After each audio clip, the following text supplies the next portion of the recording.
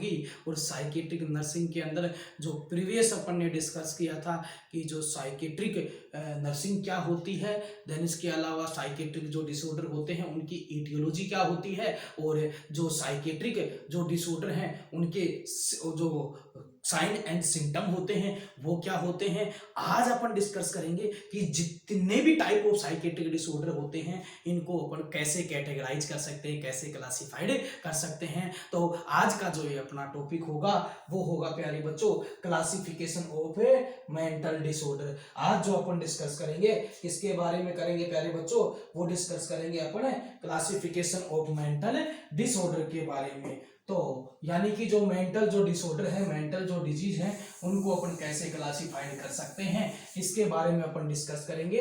तो जो क्लासिफिकेशन, अब उससे पहले आपको पता होना चाहिए कि क्लासिफिकेशन का मतलब क्या होता है। तो क्लासिफिकेशन तो वह प्रोसेस है जो किसी भी कॉम्प्लेक्स चीज को, किसी भी जटिल चीज को इजी बनाती है। तो अब यहां पर अपन क्या पढ़ रहे हैं, डिसऑर्डर या क्लासिफिकेशन ऑफ मेंटल डिसऑर्डर। तो ये जो मेंटल डिसऑर्डर के क्लासिफिकेशन है ये भी क्या करेंगे, इस मेंटल डिजीज को अपने को समझने में क्या बना देंगे, सिंपल बना देंगे। तो आज अपने को आज की क्लास के बाद में ये समझ में आ जाएगा कि ओवरऑल साइकेट्रिक डिसऑर्डर कितने होते हैं, कितने टाइप के होते हैं, और टोटल कितने डिसऑर्डर होते हैं, कितनी कैटेगरी में अपन इनको डिवाइड कर सकते हैं। तो सबसे पहले स्टार्ट करते हैं क्लासिफिकेशन ऑफ मेंटल डिसऑर्डर। तो क्लासिफिकेशन एक प्रोसेस होती है जिसके द्वारा बाय विच क्या कर सकते हैं कि जो कॉम्प्लेक्स फिनोमिना जो होती है उसको ऑर्गेनाइज कर सकते हैं। किसके अंदर कर सकते हैं प्यारे बच्चे, into the category, class and rank.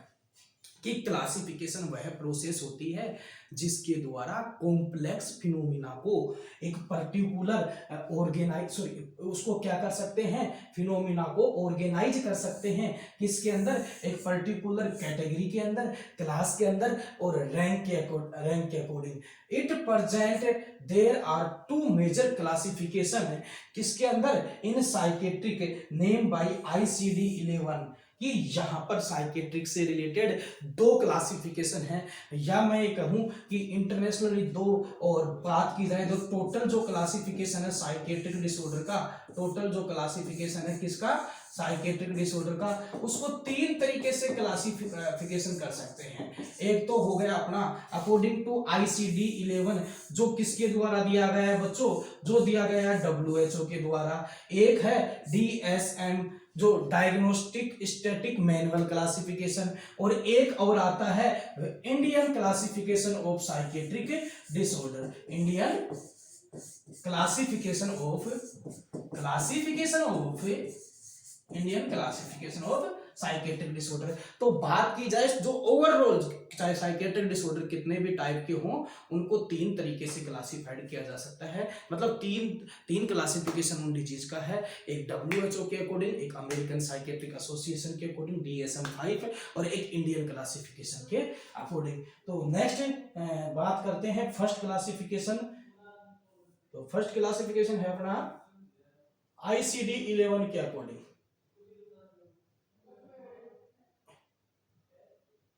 ICD-11 के अकॉर्डिंग जो किसके द्वारा दिया गया है, ये दिया गया है, मैंने अभी आप लोगों को बताया WHO के द्वारा दिया गया है। और इसके अकॉर्डिंग कब दिया गया, ये दिया गया 1992 के अंदर।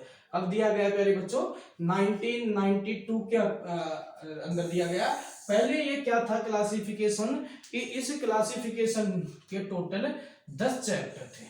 अब प्रेजेंटली क्या कर दिया गया, इसको 2018 के अंदर, जून 2018 के अंदर इसको पहले ICD-10 बोला जाता था, और 2018 के बाद में इसको क्या बोलते हैं, ICD-11 के नाम से जाना जाता है। तो पहले क्वेश्चन आता था कि ICD की जितना भी क्लासिफिकेशन पढ़ते थे अकॉर्डिंग टू ICD-10, क्योंकि जो WHO होता है उसकी जो गाइडलाइंस होती हैं उनको स्टैंडर्ड गाइडलाइंस माना जाता है, और इसके अकॉर्डिंग ही अपन जितने भी साइकेट्रिक डिसऑर्डर थे उनका क्लासिफिकेशन पढ़ते हैं। तो अब WHO ने थोड़ा सा इसको रिवाइज कर दिया गया है, WHO के द्वारा इस क्लासिफिकेशन को थोड़ा सा रिवाइज कर दिया गया है। ये ICD-10 ने होकर के अब क्या है, ICD-11 है। और इसमें क्या है कि जो साइकेट्रिक जो डिसऑर्डर है उनको एक कोड दिया गया है, कहां से लेकर के F0 से लेकर के F99 तक। अकॉर्डिंग टू ICD-11 जितने भी all type of psychiatric disorder हैं उनको कोड दिया जाता है कहां से कहां तक प्यारे बच्चों, F0 से लेकर के F99 तक। और टोटल इनको किसमें 11 चैप्टर में डिवाइड किया गया है। कितने चैप्टर में? 11 चैप्टर्स के अंदर डिवाइड किया गया है। तो अपन डिस्कस करेंगे कि F0 से लेकर के F99 तक क्या दिया गया है, इनको कोड दिया गया है, उनके बारे में एक एक करके अपन डिस्कस करेंगे। फर्स्ट आता है F0 से लेकर के F9 तक कौन से डिसऑर्डर आते हैं according to ICD-11, organic mental disorder. कौन से डिसऑर्डर आते हैं? Organic mental disorder. कहने का मतलब सबसे पहले कौन से डिसऑर्डर आएंगे? Psychotic disorder. ये क्या है? एक साइकोटिक डिसऑर्डर। फिर F10 से लेकर के F19 तक आता है mental and behavioural disorder due to the psychoactive substance, due to the psychoactive substance abuse. कि साइकोएक्टिव सब्सटेंस का यूज करने की वजह से जितने भी टाइप ऑफ मेंटल डिजीज होती हैं वो आती है अकॉर्डिंग टू ICD-11 F10 से लेकर के F19 तक। कहां तक है? F10 से लेकर के F19 तक। देन उसके बाद में बात की जाए F20 से लेकर के 29 तक सीजोफेनिया, सीजोफेनिया एंड डिल्यूजनल डिसऑर्डर। वही अपन पहले क्या पढ़ रहे हैं? साइकोटिक। तो साइकोटिक में सबसे पहले आ गया ऑर्गेनिक और उसके बाद में आ गया मूड डिसऑर्डर, मूड डिसऑर्डर में सबसे पहले आ गया सीजोफेनिया। और उसके बाद में बात की जाए तो F30 से लेकर के 39 तक आते हैं मूड अफेक्टिव डिसऑर्डर। अब यहां तक अपने साइकोटिक डिसऑर्डर कंप्लीट हो गए। अब उसके बाद में F40 से 49 तक आएगा न्यूरोटिक डिसऑर्डर, सोमेटोफोम डिसऑर्डर। उसके बाद में न्यूरोटिक डिसऑर्डर यानी कि साइकोटिक के बाद में कौन से आते हैं? Neurotic disorder. तो अपन सिस्टेमेटिकली जो WHO का क्लासिफिकेशन है उसने सिस्टेमेटिकली डिजीजों को क्लासिफाइड किया है। इसने सबसे पहले साइकोटिक जो डिसऑर्डर है उनको क्लासिफाइड किया। F किसको रिप्रेजेंट करता है? चैप्टर को। और ये 0 से लेकर के 9, 9, 10 से लेकर के 19 ये क्या दिए गए हैं? कोड दिए गए हैं। तो फर्स्ट नंबर पे F0 से लेकर के F9 तक ऑर्गेनिक ब्रेन डिसऑर्डर। फिर F10 से लेकर के F19 तक आता है mental and behavioural disorder. F20 से लेकर के 29 तक आता है सीजोफेनिया एंड डिल्यूजनल डिसऑर्डर। F30 से लेकर के 39 तक आता है प्यारे बच्चों मूड अफेक्टिव डिसऑर्डर। देन उसके बाद में यहां तक तो अपने कंप्लीट हो गए। क्या कंप्लीट हो गए प्यारे बच्चों? जितने भी टाइप ऑफ साइकोटिक डिसऑर्डर हैं। उसके बाद में आता है न्यूरोटिक डिसऑर्डर F40 से लेकर के 49 तक। और F50 से 59 आएगा बिहेवियरल सिंड्रोम एसोसिएटेड विथ, किससे एसोसिएटेड है प्यारे बच्चों? Associated with psychological factor. Example इसका हो सकता है eating disorder, sexual and sleep disorder. कि बिहेवियर और बिहेवियर सिंड्रोम की फिजियोलॉजी बिहेवियर सिंड्रोम जो कि किसकी वजह से हो सकते हैं? फिजियोलॉजिकल फैक्टर की वजह से, such as eating disorder, sexual disorder, sleep disorder, ये सारे के सारे आ जाएंगे F50 से 59। कहने का मतलब न्यूरोटिक के बाद में जितने भी बिहेवियरल डिसऑर्डर हैं जो कि फिजियोलॉजिकल इंपेयरमेंट की वजह से आएंगे वो आएंगे F50 से 59 के अंदर। बात की जाए F60 से 69 तो पर्सनालिटी डिसऑर्डर। देन इसके अलावा उसके बाद में 70 से 79 मेंटल रिटार्डेशन। देन उसके बाद में बात की जाए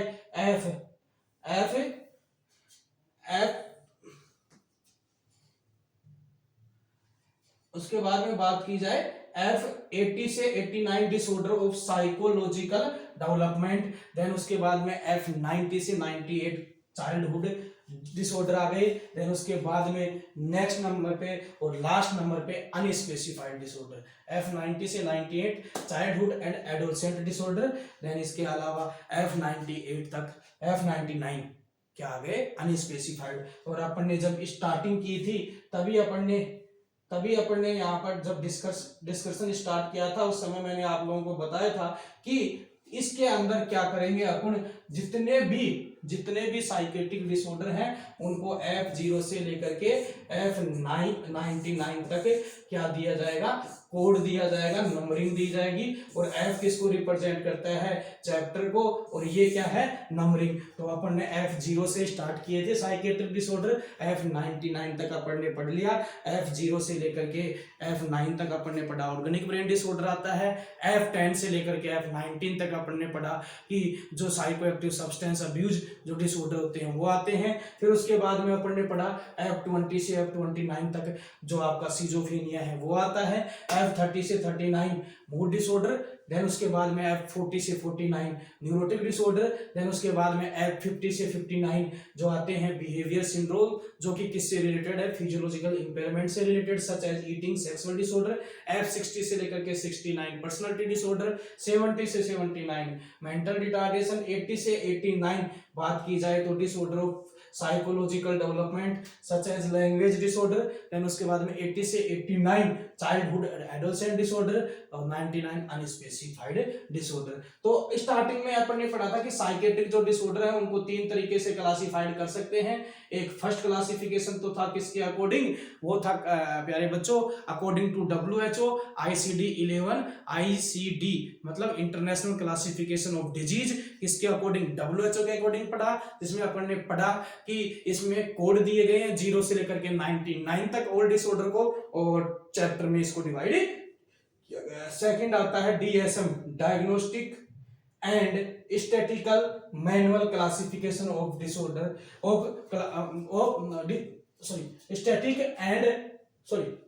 diagnostic and statistical manual classification of mental disorder. ये दिया गया है प्यारे बच्चों किसके अंदर है, 1994 के अंदर। और जो अपन ने इससे पहले अभी डिस्कस किया था, कौन सा डिस्कस किया था, ICD-11, वो दिया गया था 1992 के अंदर, और जिसके अंदर 2018 के अंदर मॉडिफिकेशन किया गया था, और ये दिया गया है 94 के अंदर। और इसके अकॉर्डिंग क्या है, जितने भी साइकेट्रिक डिसऑर्डर हैं इनको 5 एक्सिस में डिवाइड किया गया है। कितने एक्सिस में डिवाइड किया गया है, 5 एक्सिस में इनको डिवाइड किया गया है।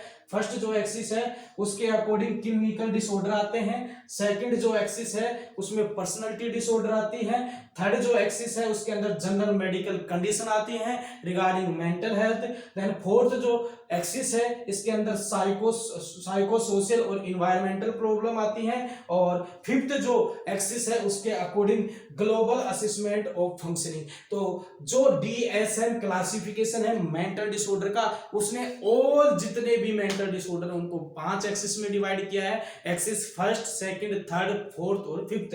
एक्सिस फर्स्ट में क्लिनिकल डिसऑर्डर, एक्सिस सेकंड के अंदर पर्सनालिटी डिसऑर्डर, एक्सिस थर्ड के अंदर general medical condition, axis fourth के अंदर साइको सोशल और इन्वायरमेंटल डिसऑर्डर, एक्सिस फोर्थ के अंदर बात की जाए तो क्या आता है, ग्लोबल असेसमेंट ऑफ फंक्शनिंग। और लास्ट और फाइनल जो क्लासिफिकेशन है साइकेट्रिक डिसऑर्डर का, जिसको बोलते हैं Indian classification of psychiatric disorder, इसके अकॉर्डिंग जितनी भी साइकेट्रिक डिजीज हैं इनको कितनी तरीके से क्लासिफाइड किया जा सकता है प्यारे बच्चों, इनको क्लासिफाइड किया जा सकता है कितने तरीके से, 3 तरीके से इनको क्लासिफाइड किया जा सकता है।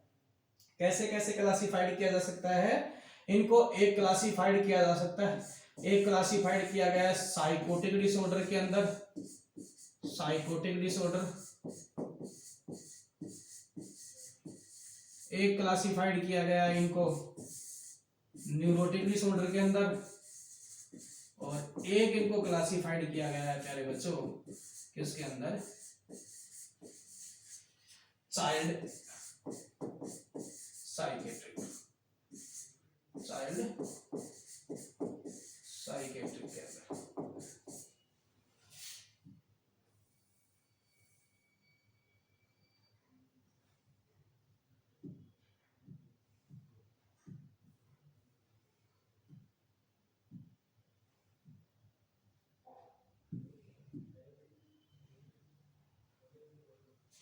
तीन तरीके से क्लासिफाइड कर सकते हैं। First, according to the Indian classification of mental health, sorry mental disorder, तो जितनी भी टाइप ऑफ मेंटल डिजीज होती है उनको 3 उसमें क्लासिफाइड कर सकते हैं। 3 टाइप से क्लासिफाइड किया गया है। सबसे पहले साइकोटिक डिसऑर्डर, उसके बाद में न्यूरोटिक डिसऑर्डर, और उसके बाद में आपकी जो आती हैं स्पेशल डिसऑर्डर, स्पेशल डिसऑर्डर के अंदर आपकी आती है personality disorder, psychoactive substance disorder, और आपकी जितनी भी ये साइकोलॉजिकल डिसऑर्डर आ गई, पर्सनालिटी डिसऑर्डर आ गई, और आपकी क्या आ गई चाइल्ड साइकेट्रिक, ये किस में आ जाएंगी आपकी चाइल्ड साइकेट्रिक, ये सारे के सारे किस में आ जाएंगे थर्ड टाइप के अंदर, किसके अंदर आ जाएंगे थर्ड टाइप के अंदर। तो इंडियन क्लासिफिकेशन के according all type of psychiatric disorder को 3 तरीके से क्लासिफाइड किया गया है, साइकोटिक डिसऑर्डर, न्यूरोटिक डिसऑर्डर और स्पेशल डिसऑर्डर। साइकोटिक डिसऑर्डर के अंदर अगेन क्लासिफिकेशन किया गया है,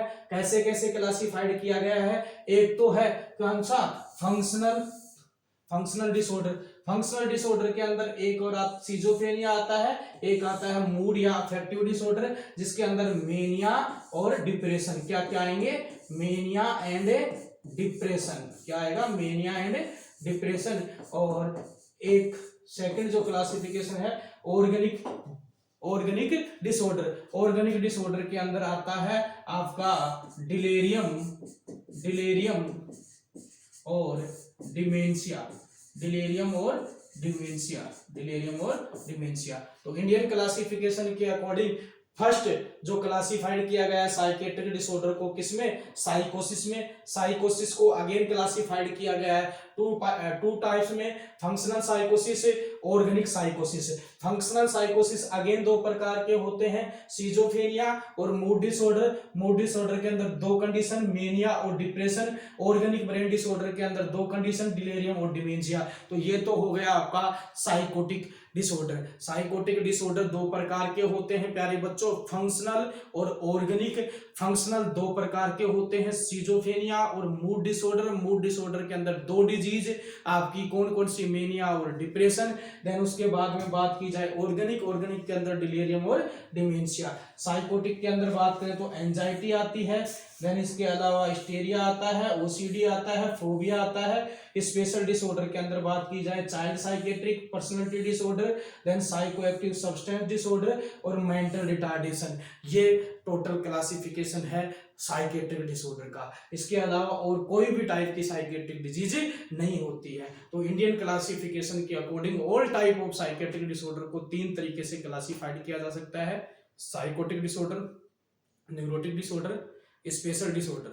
साइकोटिक 2 प्रकार के, functional psychotic, neurotic psychotic. Functional में एक डिजीज सिजोफ्रेनिया, देन इसके अलावा बात की जाए फंक्शनल के अंदर सिजोफ्रेनिया एंड मूड और अफेक्टिव डिसऑर्डर 2, कौन कौन से मेनिया और डिप्रेशन।